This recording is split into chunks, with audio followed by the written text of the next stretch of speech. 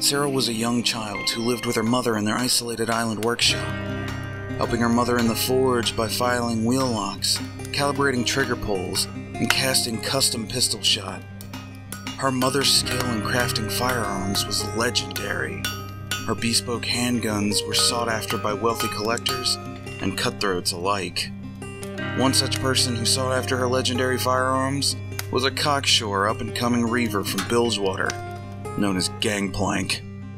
He came to their island demanding Sarah's mother fashion a pair of pistols, the likes of which no other man possessed. A deal was struck, and a year later to the day, Gangplank returned.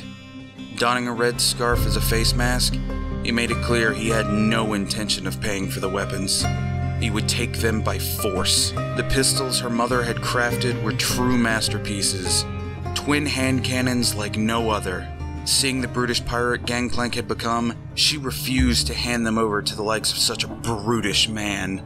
Enraged, Gangplank seized the pistols and gunned her down on the spot with her own creation, before turning their barrels onto her husband and Sarah herself.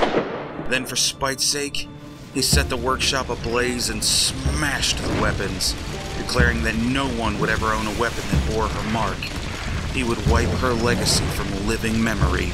Young Sarah awoke in true agony, surrounded by flames and bullets lodged on either side of her heart. She would claw her way from the burning ruins of her home, clutching the remains of her mother's final creation to her chest. Her body would heal, but no amount of soap could wash away the crimson color of her mother's blood that had stained her once straw-colored hair. A part of her never left the workshop, waking from nightmares that would forever torment her, enduring only on vengeance left in her heart. Having rebuilt her mother's pistols, she took a ship to Bilgewater. Within minutes of setting foot on the crooked timbers of the quayside, she had claimed the life of a pirate drunk on grog with a bounty on his head, dragging his corpse to the bounty board just before tearing off another dozen warrants. Within a week, every single one of them was settled, and those criminals who had the misfortune to be hunted by Sarah were either dead or in chains. Fortune doesn't favor fools. Donning the name of Misfortune, she would inspire fear in those she hunted. In the years that followed, tales of misfortune spread like wildfire, each more fanciful than the last.